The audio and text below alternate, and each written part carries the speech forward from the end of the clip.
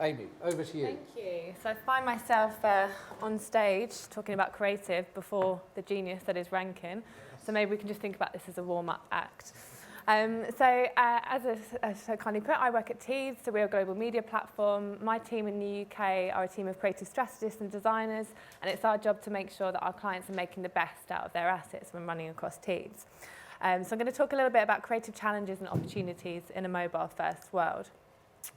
There are no immutable laws governing advertising and creative. All advice must really depend on a number of different variables, such as objectives, audience, budget, category, size. But we're often told that we're getting it wrong. So I think it's difficult to present rules and ratios as if we work in a very kind of predictable rather than quite a complex, ever-changing, chaotic system. So today I just wanted to focus on some casual rules that could work through careful experimentation and testing of creative, rather than thinking about just general rules and a one-size-fits-all approach. When we talk about creative, we're talking about the main component in the equation for effective advertising. We see good creative as the main component across all media, and actually in digital it's closer to 60%. So good creative results in very high uplift in sales, no surprise there. But we still have a lot of challenges to overcome. Attention, we've heard that a few times today. It's still a huge challenge, and attention is difficult to capture. The world's biggest advertiser, Procter & Gamble, came out to say that their average view time for their ads on social media is 1.7 seconds. This is compounded by the kind of stat that we hear that the average user scrolls the height of the Empire State Building in a day, and actually at 50% faster than in professional created content, which is actually where we sit on the Teads side, so it's a lot higher than this. But I guess this is at the point where we quite often will hear about the challenges of advertising in an attention economy and how the average user's attention is diminished to that of a goldfish. But I don't necessarily think that's true. I think we are living at the moment in the Netflix generation, where users will sit and will consume hours and hours of content in one go, if it's worthy of their time. I read a great article from Beverly DeCruz, the CMO of Pizza Hut. She wrote that although digital is a very measurable space, it's also somewhere that users come to be engaged and entertained, particularly in our stressful lives nowadays. And the mobile phone in particular, it's a mechanism for stress relief, to kind of take us away from that day-to-day. So although it's also a mechanism to drive sales, it's a mechanism where we can engage and inspire. I think actually the issue that we face is articulated perfectly here by Bob Levinson, one of the most influential ad men of all time. He simply said that most people are ignoring advertising because advertising is ignoring most people. We see this quite often in the mobile space. The majority of the creative that we receive that's going to be running on a small mobile device was created for a big screen. And that even though we're now in a $500 billion ad business with digital, TV budgets are not diminishing, and I don't see that happening anytime soon. TV is such a creative platform, and we just need to adapt our strategies according to that.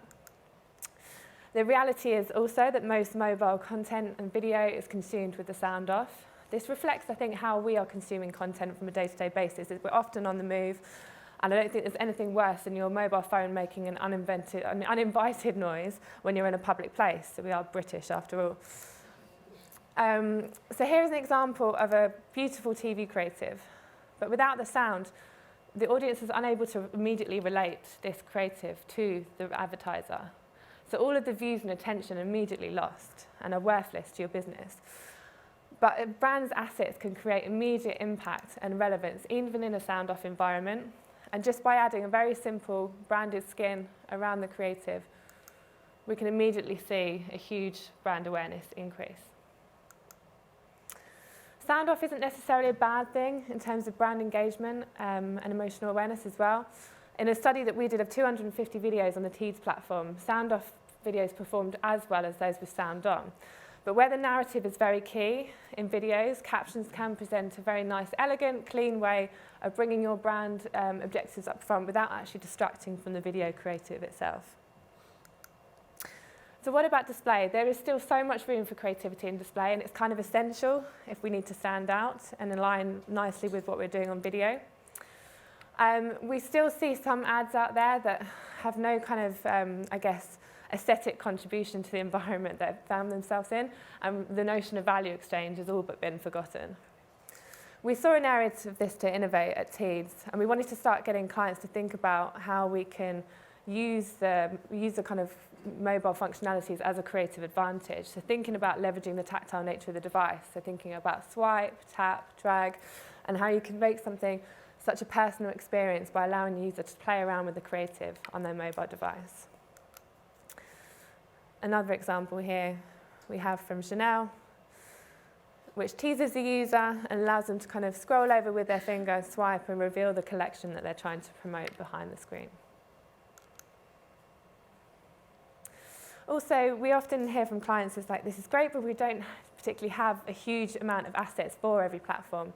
What we try and have our clients think about is recrafting, using assets from other sources. So it may be just print ads, it may be kind of statics from social, and by adding an element of motion design over the top, we can really elevate the kind of user scroll and kind of capture attention that way. Orchestration. So once we have our beautiful creative, what we try and think about now is how we can orchestrate it.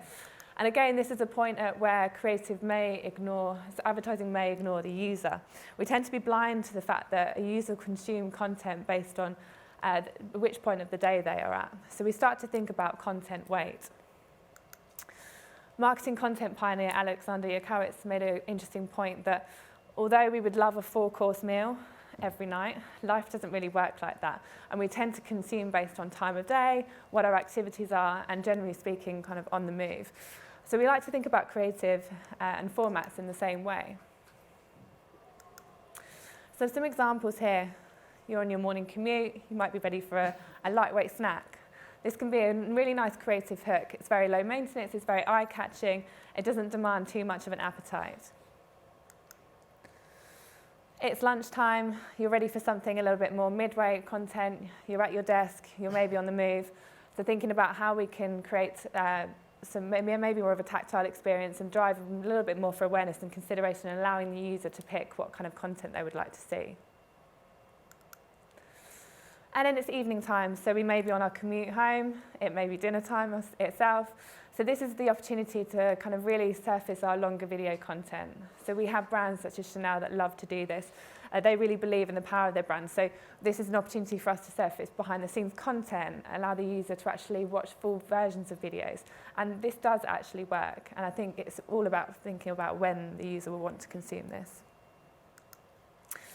So I guess while there's no substitute for great creative content, I really think that in order to create thumb-stopping creative on a page to a user, then we really need to think about mobile optimization for that content.